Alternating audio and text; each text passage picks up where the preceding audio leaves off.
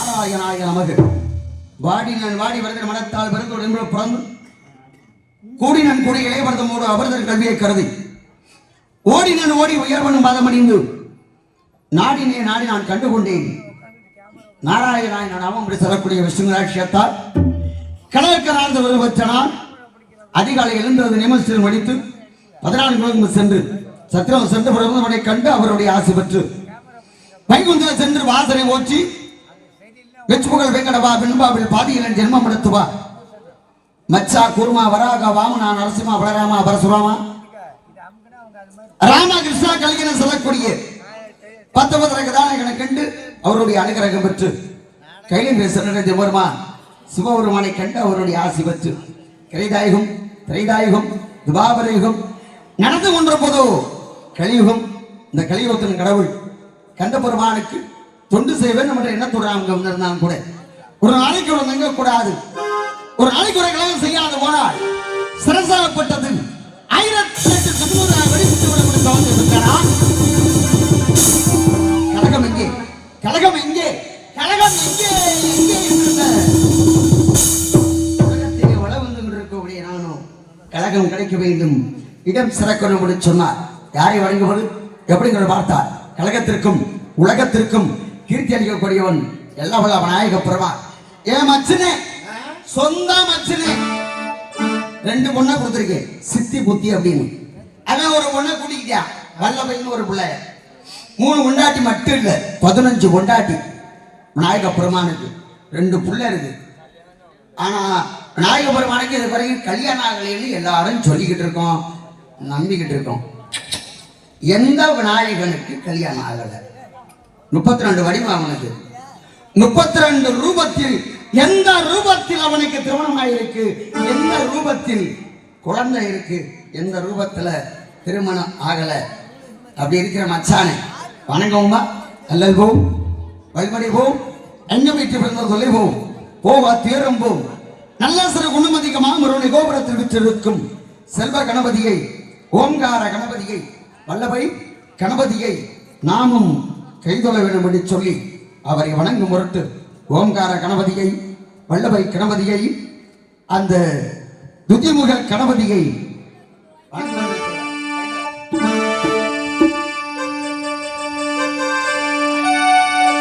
கும்பிட்ட குளம் காக்க வேண்டும், குறைகளை நீ தீர்க்க வேண்டும்.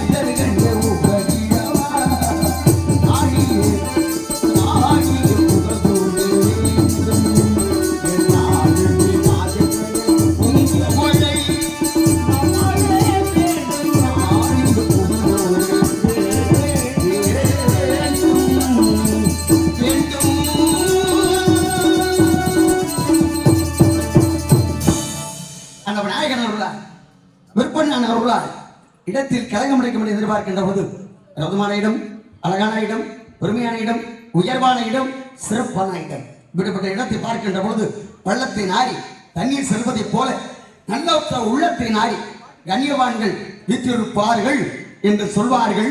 அதுபோல இருக்கக்கூடிய ஒவ்வொரு பெருமக்களையும் நாம் பார்க்கின்ற பொழுது யார் யார் எங்க இருக்கணுமோ அவங்க அங்கங்கே அப்படியே இருக்கலாம். எந்திரிச்சு போயிடக்கூடாது. விட்டா விளையாடி மாப்பிள்ள எந்திரிச்சு போக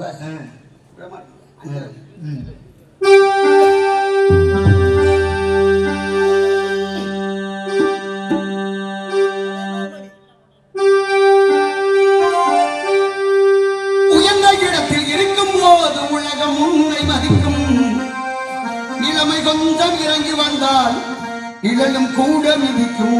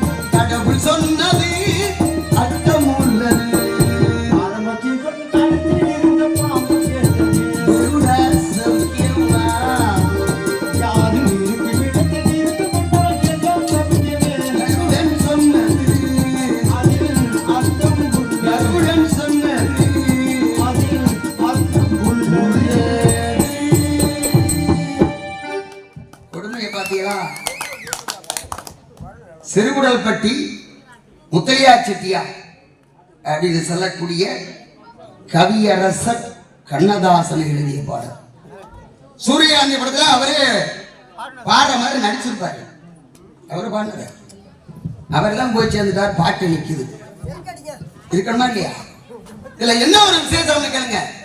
இந்த கோழி வளர்ப்பாங்க என்ன பார்த்தா தாய்மார்கள் முட்டையிடும், அடகாக்க வைப்பாங்க, குஞ்சு பொறிக்கும். குஞ்சு பொறிச்ச உடனே அந்த கோழி குஞ்சுகளை கூப்பிட்டு அப்படியே குடிக்கிட்டு இறந்தாட போகும். அந்த நேரத்துல பருந்து வந்து ஒரு குஞ்சை தூக்கிட்டு போயிடும்.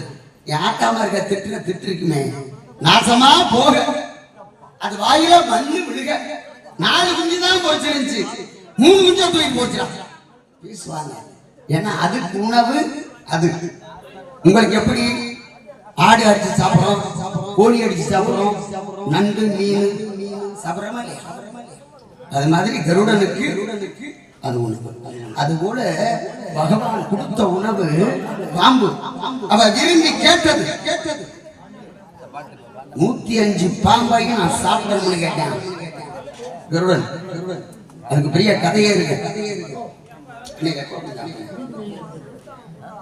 அப்படிப்பட்ட பாம்பு கருடனை பார்த்து கேட்குதான், கருடா சௌக்கியமானிக்கா அப்படின்னு.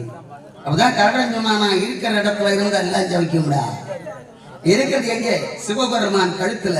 அதை விட்டு கீழே இறங்கி வா, அடிக்கிற அடியில தெரிச்சிடாது ரத்தம். இப்ப அப்படித்தான் 5-10க்கு திருடுறவன், பொய் சொல்றவன், இவன் முறை உள்ள உதவாங்கிட்டு உள்ள கிடக்குறான், கம்பி என்றான் 1 2 3 4 5 கோடி கோடியா அடிக்கிறான். அவன் போறான், ஹாய் போயிட்டு வரவா அப்படின்னு சொல்லி ஃபிளைட்ல போயிட்டு இருக்கான். காரணம் பேக்ரவுண்ட் ஆள் இருக்கு. என்ன பண்றது? இது வெளியில சொல்லவும் முடியாது, நம்மளால ஒன்றும் செய்யவும் முடியாது. அப்படிப்பட்ட அற்புதமான இடம் இந்த இடம். சிந்தை அடக்கி, சிறுபுரனை காற்றடக்கி, விந்தை அடக்கி வேள்வி செய்யக்கூடிய இடம் இந்த வெளிமலை சாலை. குறிஞ்சி, முல்லை, மருதம், நெய்தல், பாலை என்று சொல்லக்கூடிய 5 விதமான குறுநிலங்களில் மலையும் மலை சார்ந்த இடமும் கண்ணுக்கு ரம்மியமாக விருந்தளிக்கின்ற காட்சியை பார்க்கின்ற பொழுது இந்த இடத்தை ஒரு வேளை இப்படி வர்ணிக்கலாம் வச்சேன்.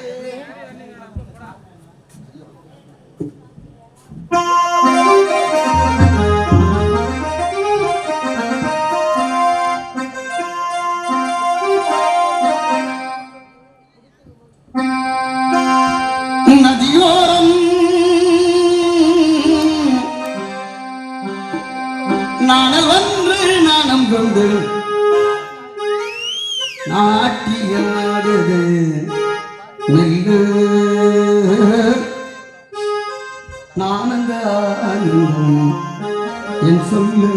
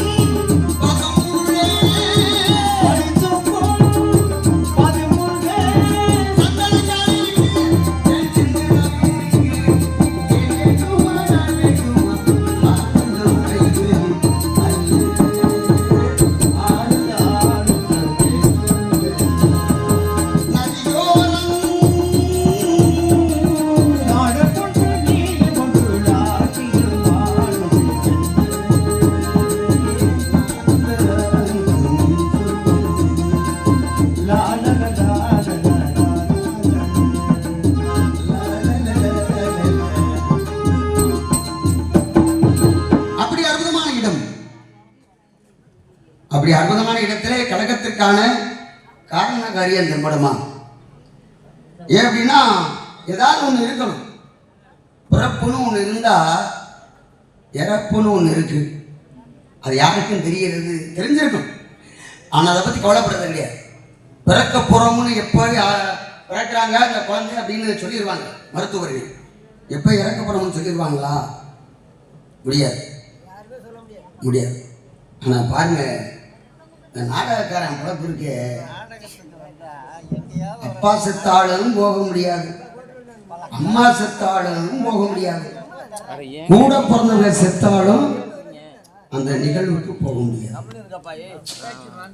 அப்படி ஒரு நிலைமை இந்த நாடகக்காரனுக்கு உண்டு. ஏன்னா இந்த ஊருக்கு அங்கே வரணும்னு சொல்லிட்டு நான் பாட்டுக்கு அங்கே போயிட்டேன்னா வரலைன்னா என்ன ஆகும்? 10 பேர் குழம்பு போயிடும், ஊர் பிரச்சனையாகி போகும். என் சின்னாயிமை இறந்து போயிட்டான் நீலகிரியில். எனக்கு சாயந்தரம் தான் தெரியும். நான் நீலகிரி போயிட்டு வர முடியுமா? முடியாது. இனிமேல் அவனை பார்க்க முடியுமா? அதுவும் முடியாது. பாருங்க, மனிதனுடைய வாழ்வு எவ்வளவு தொலைவில் இருக்குன்னு பாருங்க. இப்போ நேர் பார்க்கணும். இப்போ நான் இன்னைக்கு நாள் ஆடிட்டு போகிறேன், காலையில் செத்து போயிட்டேன்னா என்னை பார்க்க முடியுமா? முடியாது. என்ன வாழ்க்கை இது? என்ன வாழ்க்கை? நிரந்தரம் இல்லாத வாழ்வு. இந்த நிரந்தரம் இல்லாத வாழ்வை எப்படி மேம்படுத்துவது? அகங்காரத்தை உள்ளடக்கி ஐம்புலனை சுட்டரித்து தூங்காமல் தூங்கி சுகம் பெறுவது எக்காலம்னு சொன்னா சிவபெருமானே நிச்சயம் தான் இருக்காரு. தூங்குறாரா இல்ல விழிச்சுக்கிட்டு இருக்காருன்னா இதுவரை யாரும் தெளிவா சொல்ல முடியல. அரை கண்ணில் பார்த்துக்கிட்டு இருக்காரு. கண்ணை மூடிட்டா உலகம் இரண்டு போகும், விழிச்சு பார்த்தாலும் உலகம் அழிஞ்சு போகும். யோக நிஷ்டையில் இருக்கார்.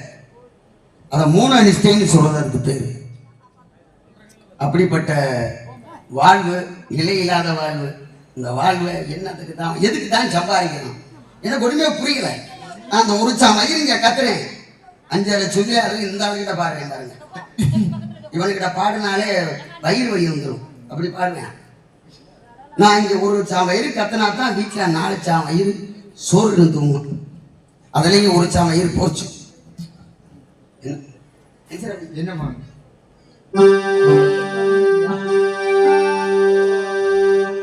மனித நினைப்பதுண்டு வாழ்வு நிலைக்கும் என்று, இறைவன் நினைப்பதுண்டு பாவம் மனிதன் என்று.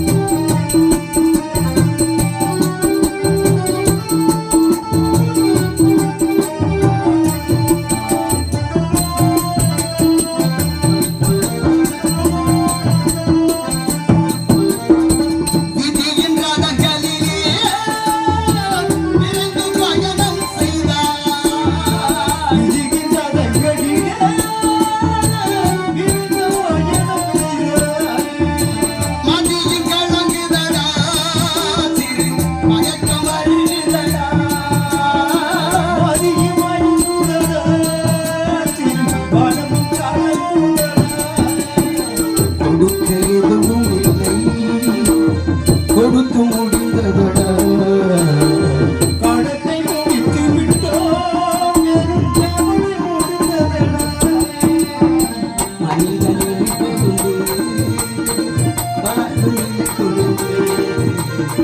வாழ்வு நிலைக்கும்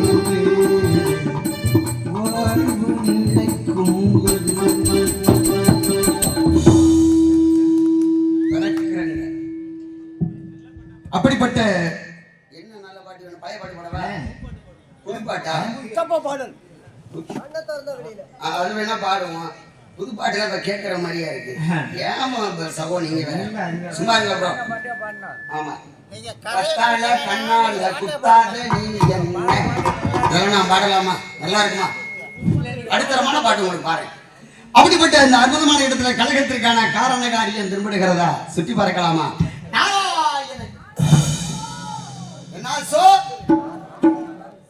எல்லாம் ஷோவுலதான் இருக்கு. ஆலோலம் ஷோ அற்புதமான காணும், பெருமையான காணும். அப்படி காணும் இசைக்கக்கூடிய பெண்மகளின் குரல் ஓசையை கேட்கின்ற பொழுது ஒரு வேளை இப்படி இருக்குமா? சூப்பர்.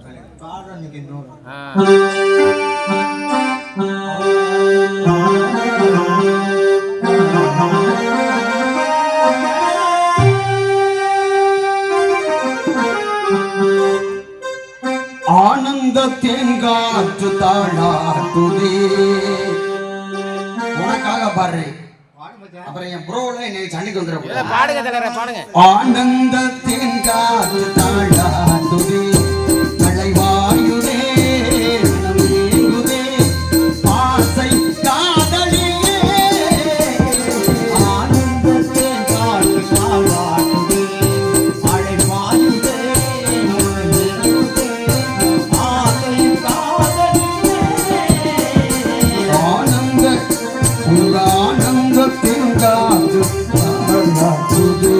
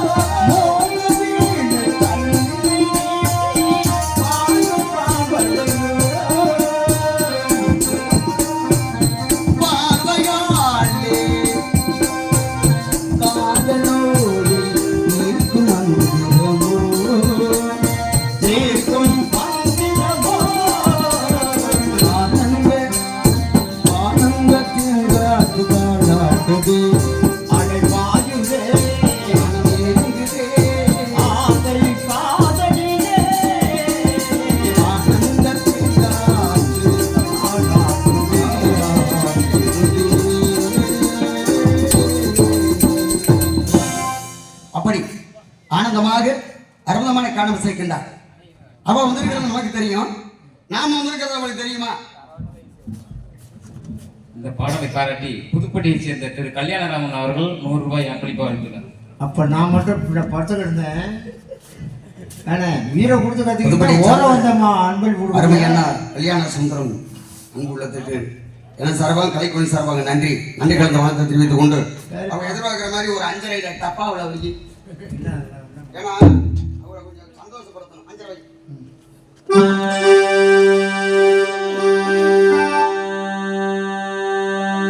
பூங்காற்றே பொண்ணு கிட்ட ஒண்ணு சொல்லி வா தனியா அவ இல்லாம நெஞ்சமாடுது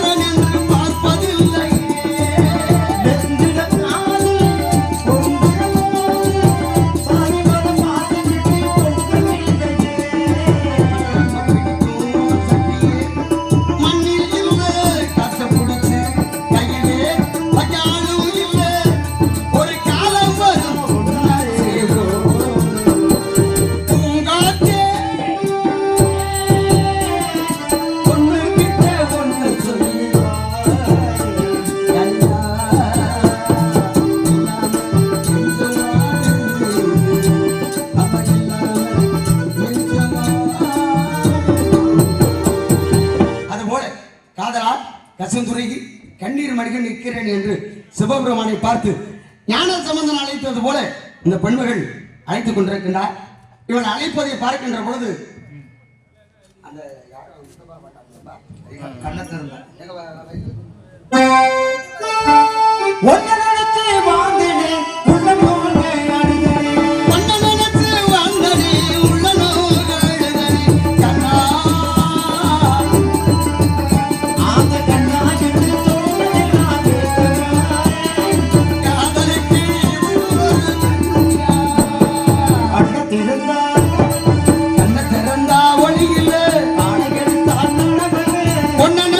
வாழ்ந்து வந்து மனசில்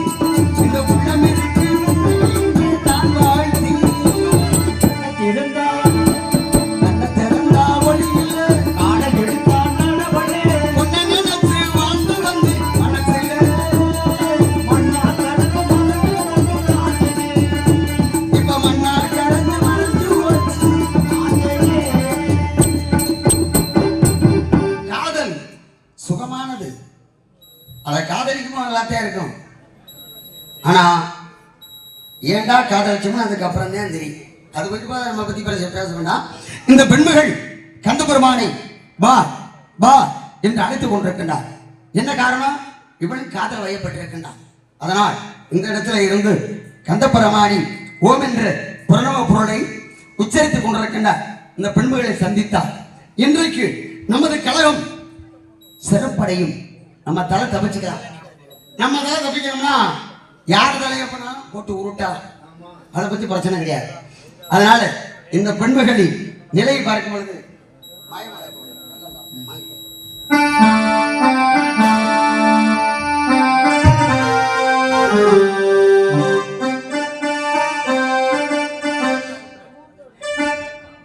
கல்லெல்லாம் மாணிக்க கல்லாமா,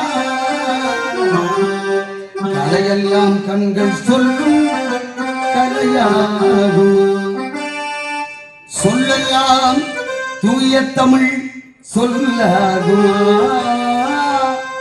சுவையெல்லாம் இதழ் சிந்தும் சுவையாகும், கல்லெல்லாம்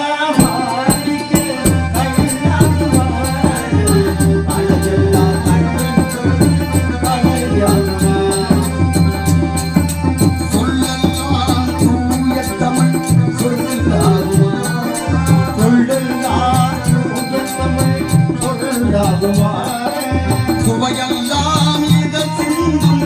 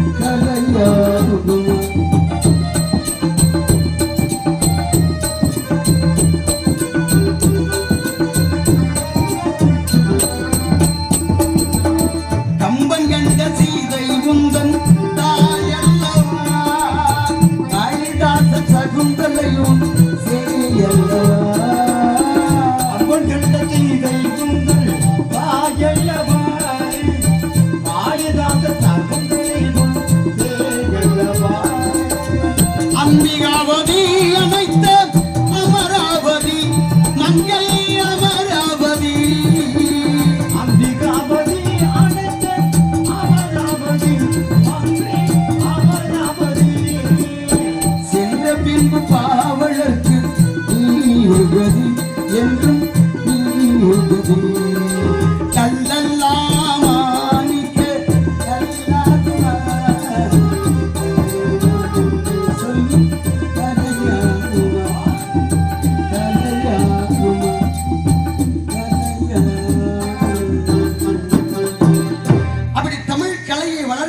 சொல்லி தமிழே முருகன், முருகனே தமிழ் அப்படின்னு சொல்லக்கூடிய இன்றும் இளமை குன்றாது வாழக்கூடிய தெய்வம் தமிழ் கடவுள் முருகன். அப்படிப்பட்ட முருகனுக்காக தனித்திரு வெள்ளித்திரு பசித்திரு என்று சொல்லி பெண்கள் காத்துக் கொண்டிருக்கின்றார். இதற்கு முன்னால் யாரோ ஒரு ஆடவர் அங்கும் இங்குமாக உலாவுகிறார். அவரை சந்தித்தார். கழகத்திற்கு வழி கிடைக்கும்னு நினைக்கிறேன். கிடைக்குமா கிடைக்காதா? கிடைக்கும்ல? அப்ப அவரை சந்திக்கலாமா? வந்து சும்மா எங்க வைங்க அஞ்சரை வைங்க. சுந்தரம் நிறைந்து ததுங்கும் பொன் சிறந்த மங்கை இவள் எந்த உலகு இங்கு ஏன் வந்தாள்?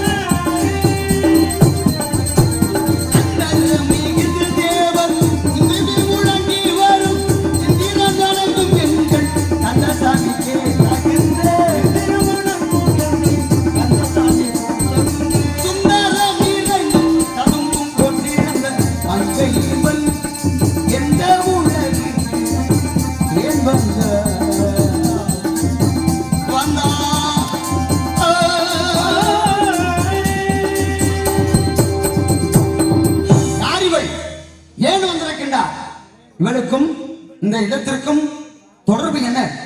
மாதவர் மணிபர மருதாம் போற்று வானோடு குருமாடு உதித்த மேலா அமுதத்தை பூங்கனிய திறனை மானந்த தெய்வியானே மனந்த சிலை என்று தெய்வியான மனப்படுத்த கந்த போர்மா சுந்தர வழியை மணக்கும் கால் நேரம் வந்து விட்டது.